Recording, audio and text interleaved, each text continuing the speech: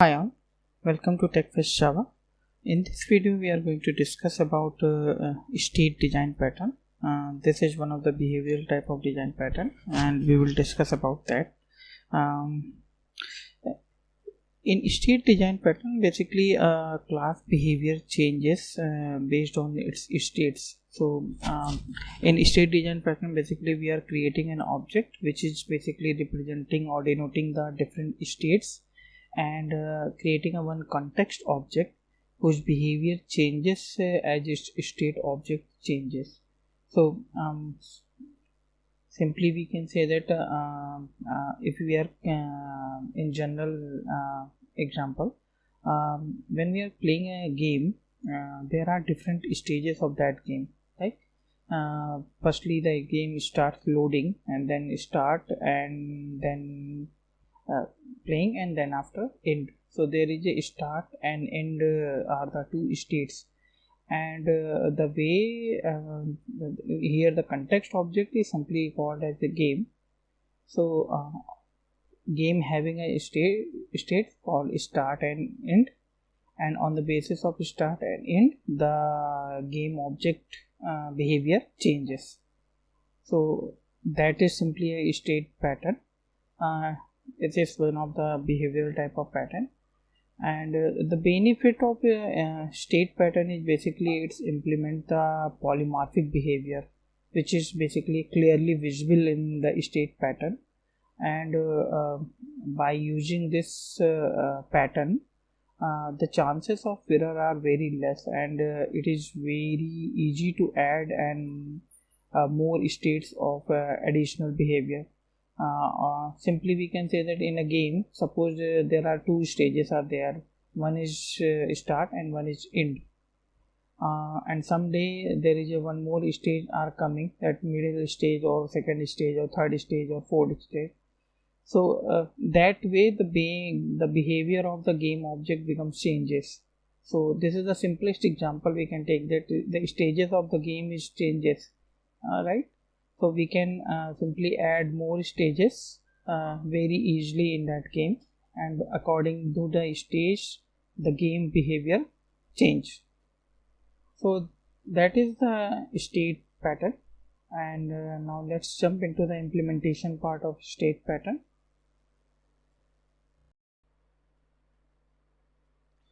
Okay, so for the implementation of state design pattern, I have taken an example of I created one simple Java project, and I created one main class. Okay, now I am going to create one interface that is called as simply I would say as state operation, and in this state operation creating a one method called as public void perform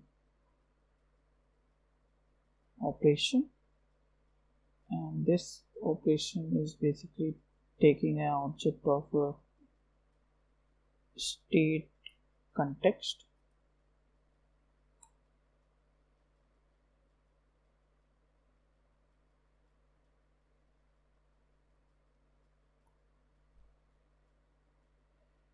so this class needs to be created first, and then after we'll create the implementing classes after. So for that, basically what we'll do, we will create one class named as state context. State context class is nothing but simply a carrier of state. It is basically taking the states as an object and providing the result with the different states of an object. So for that, what we will do, we can define this state operation as instance in state carrier, that is state context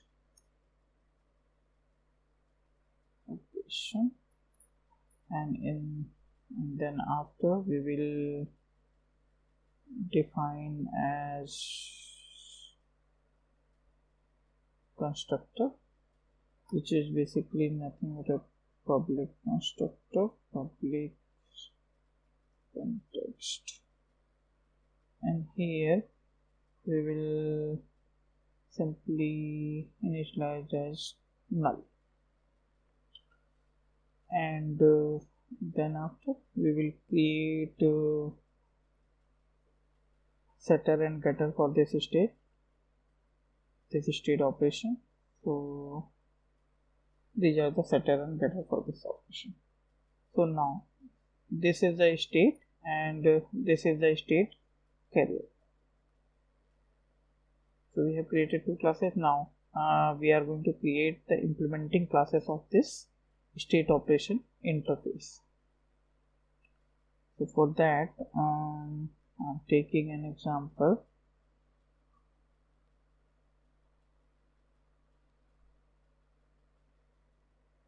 So start state operation IMPL, and this will basically implement the state operation,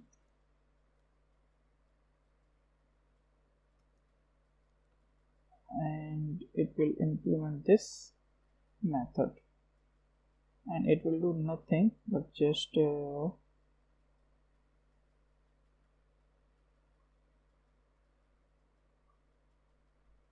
setting the state operation as this, and we can write a method or message also, like performing start state operation. Similarly, we can create one more class named as end state operation IMPL.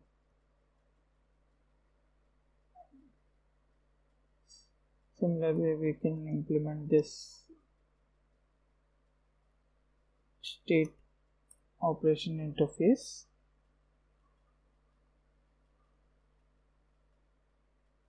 and overriding this method.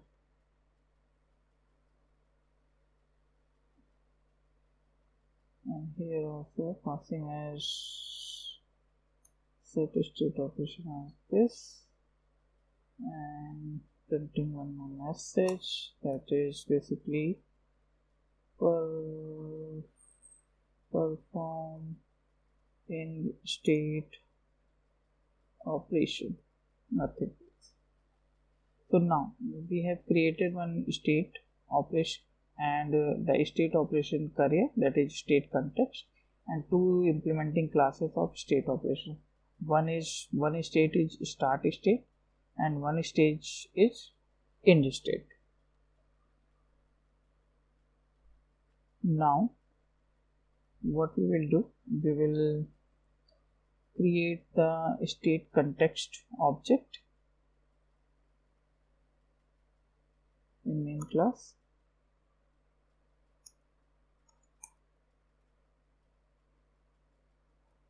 and on this state context there are two things we can perform. So one operation is start state operation and another operation is end state operation. So we will create an object of start state and end state as well.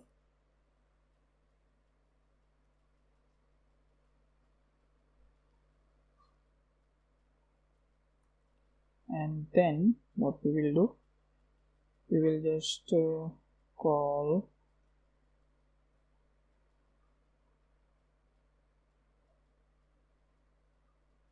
this method and pass this start state, nothing else.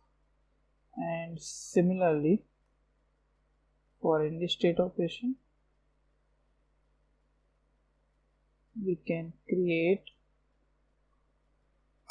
an object of end state operation IMPL.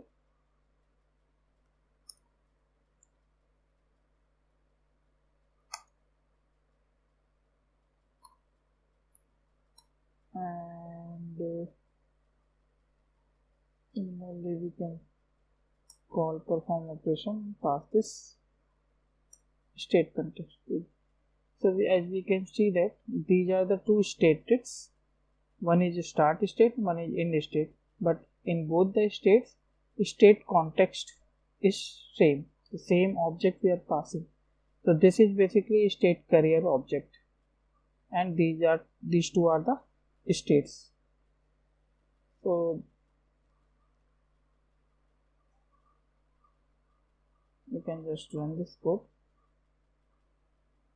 See, you can see that it is performing the perform state, start state, and perform end state.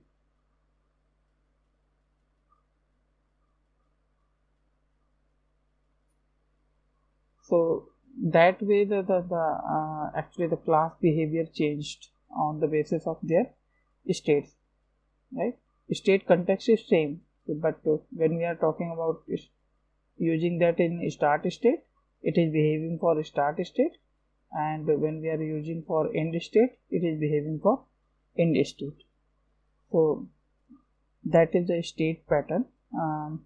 It is basically used when we create an object which basically represents the various states, and this context object is basically changing its behavior on the basis of states.